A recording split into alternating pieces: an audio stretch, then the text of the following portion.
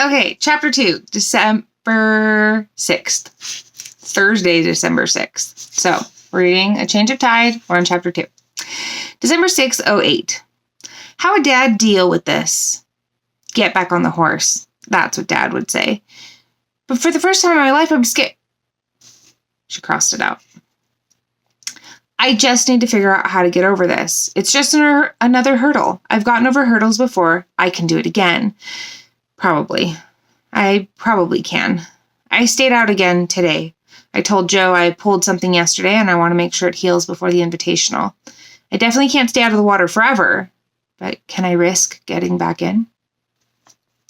Nellie had moved through her day as if in autopilot. Her brain felt coated in an iridescent black fog so thick she hadn't even noticed Wyatt's absence.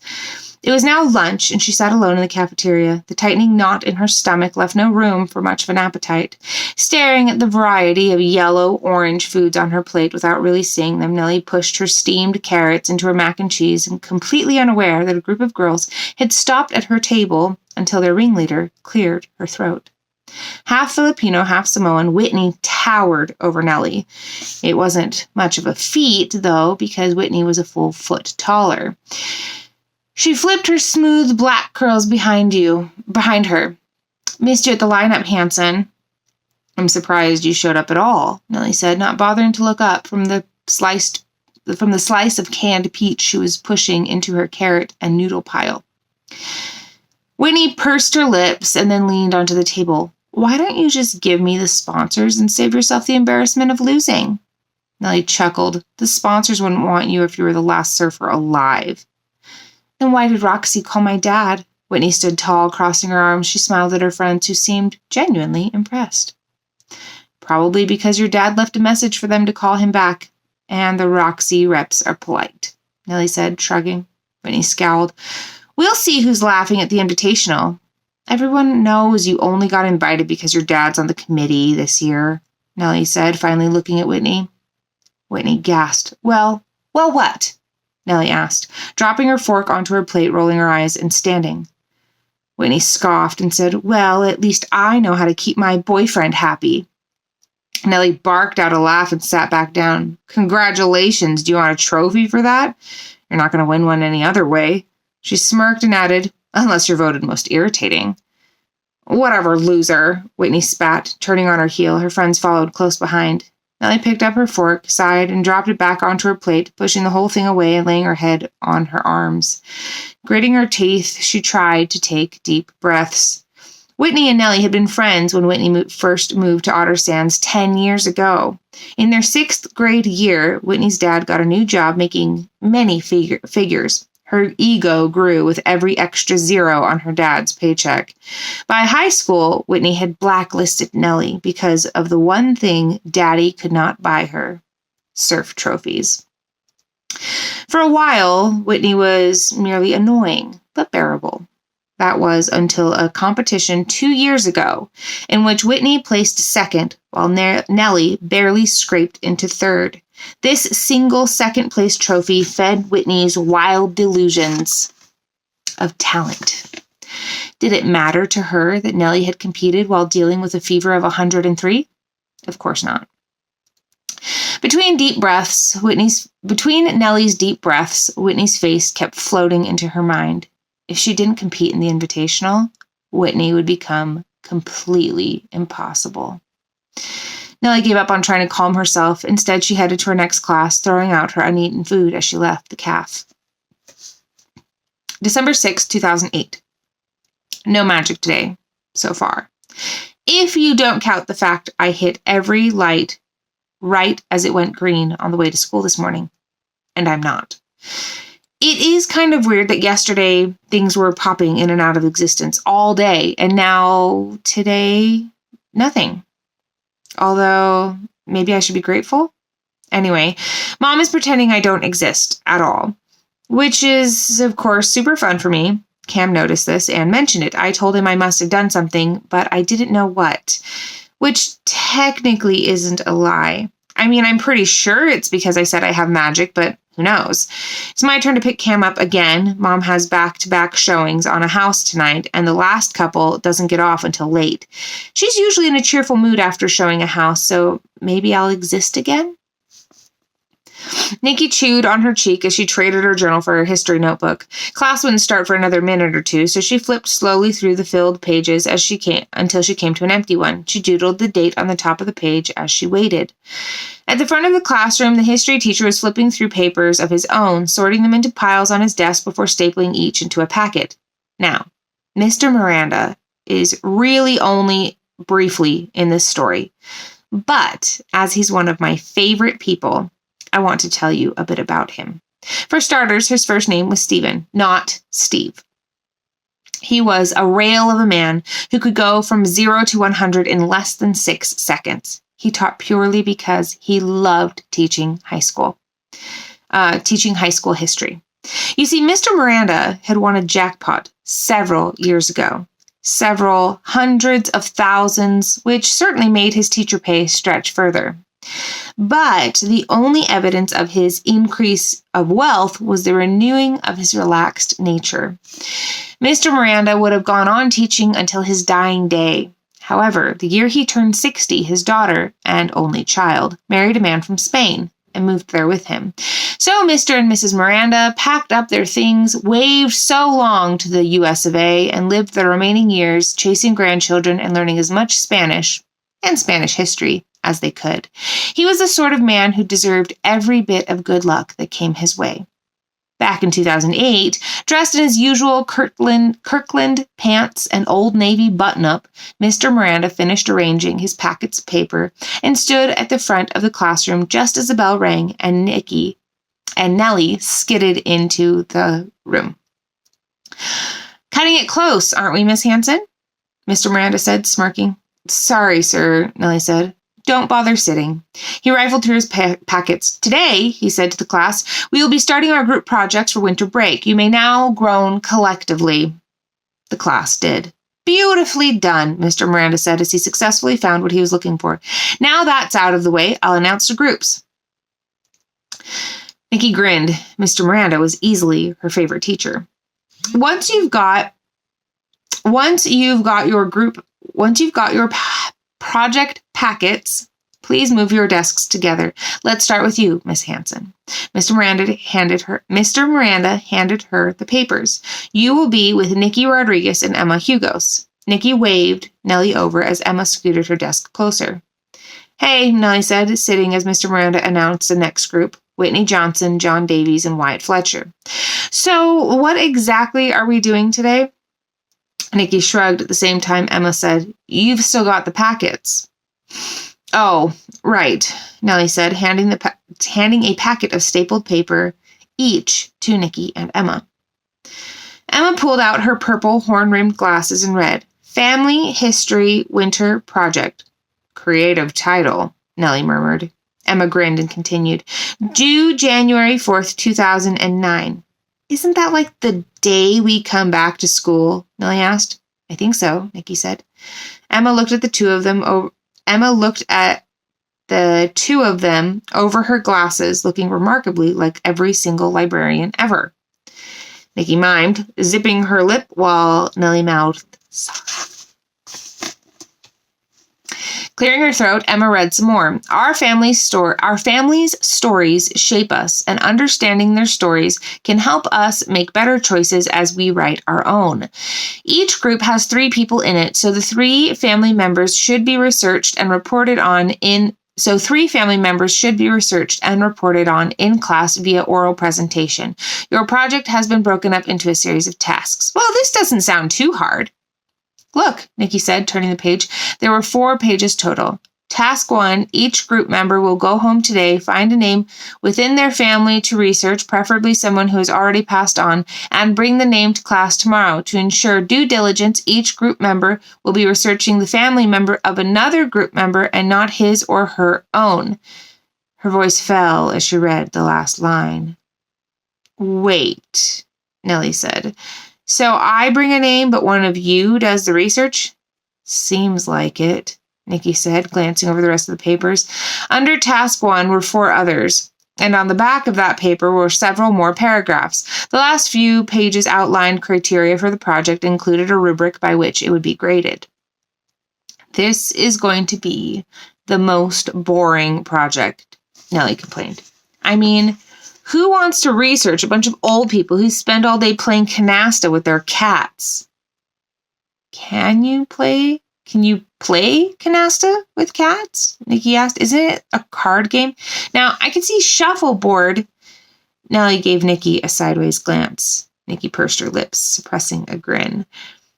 I think we probably have more interesting people in our families than canasta players, even if they did manage to teach their cats to play, Emma said as she pulled out her notebook.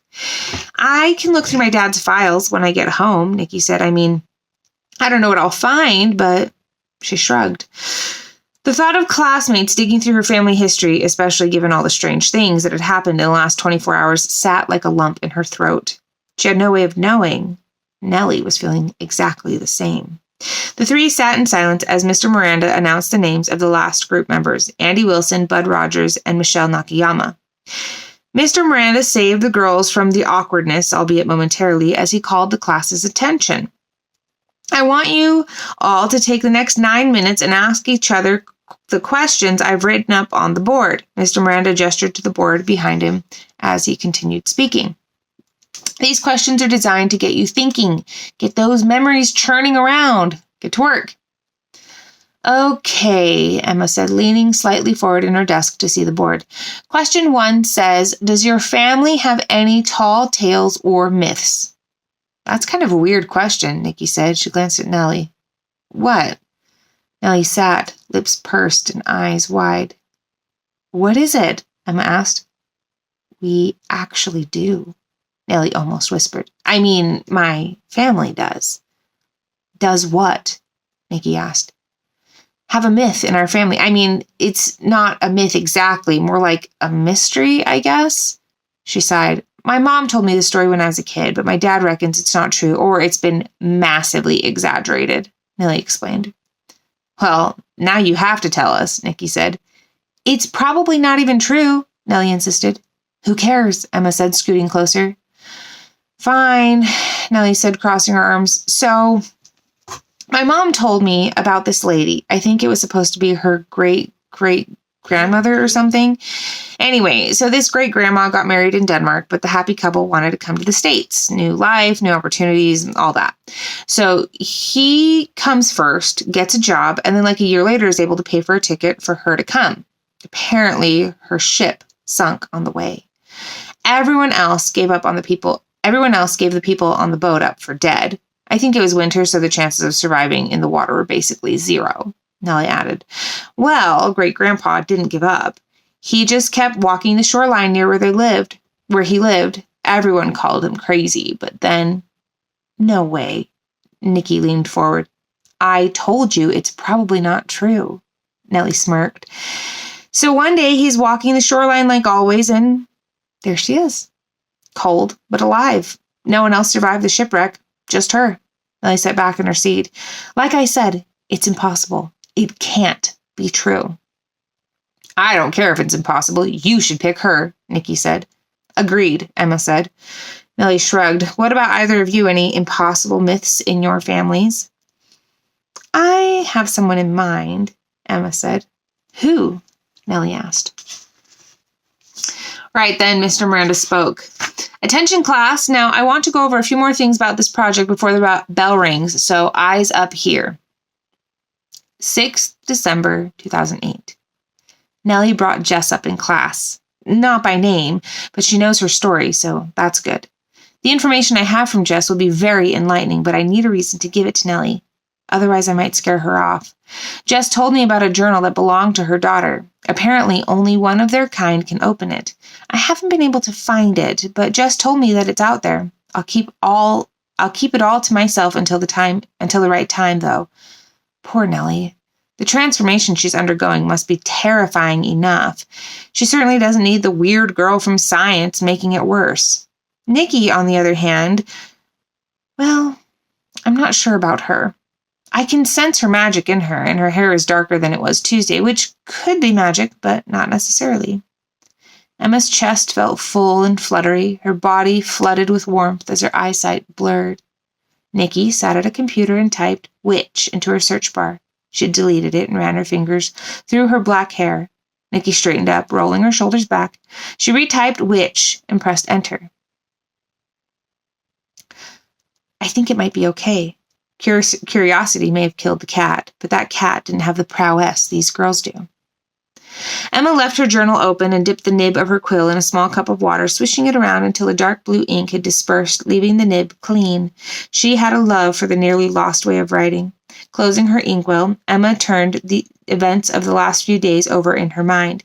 She knew for sure now that Nikki and Nellie were the two from her vision. The question was whether she could convince them to help her and get them trained in time, of course. Training meant finding mentors, which could be a problem. Miss Emma, called Rochelle, Emma's aunt and legal guardian. Come see what I've got. Getting up, Emma smiled as she went to investigate her aunt's latest hobby. Last month, it had been ceramics, and the month before that, Rochelle had taken up watercolors. It seemed the only hobby that hung around was knitting. Rochelle had knitted for longer than Emma could remember, much longer than the two had lived together. Halfway through the door, Rochelle was bent over pushing her newest hobby, a package wrapped in brown paper, into the house.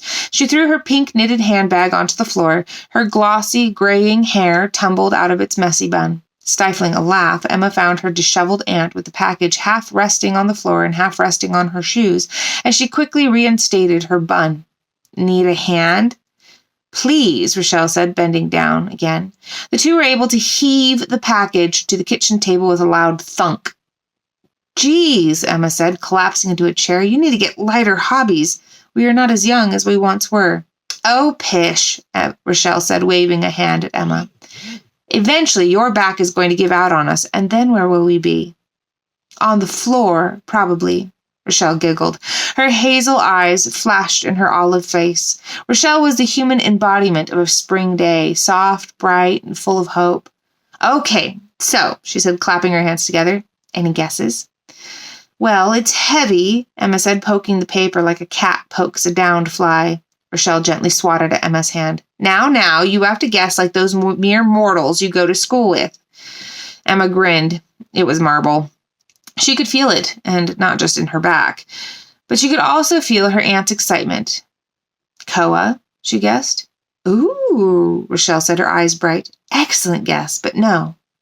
I sense woodworking in our future, Emma murmured. Ha ha, Rochelle squinted at Emma. Guess again. Concrete. Nope, Rochelle put her hands on her hips. I give up. One more guess. Emma sighed, staring up at the ceiling like she was trying to figure out her last guess. Finally, she said, oak? Nope, Rochelle said. She tore off the paper, revealing a white, sparkling slab. It's marble. For what? Emma asked. Carving, like Michelangelo and Bernini, Rochelle said, hand on her own shoulder, posing like the David statue. Didn't Michelangelo use a lot of marble? Emma asked as she ran her fingers over the cool marble slab. Well, Rochelle said, dropping her hand and shrugging. I figured I had to start small and work my way up. Emma nodded. It looks like the beginnings of a fun adventure. I hope you don't mind eating dinner on the island for a bit, Rochelle said. Emma laughed. After a dinner of eggplant lasagna, complete with toasted slices of Rochelle's homemade sourdough, Emma walked down the street to the local library. As she stepped from the cool, humid California evening into the dry chill of the library, Emma relaxed into the familiar comfort found in stacks of books. She waved to her favorite librarian, a woman who always wore bright reds and oranges, which complemented her deep brown skin. Any news, Gabby? Emma asked. The computer lab might be worth a peek, Gabby said, pointing with her elbow as she tied her maroon-colored micro braids behind her. Oh, wait, Gabby added, ducking under the circulation desk. She reappeared with a giant, hole-riddled book that smelled heavily of mothballs.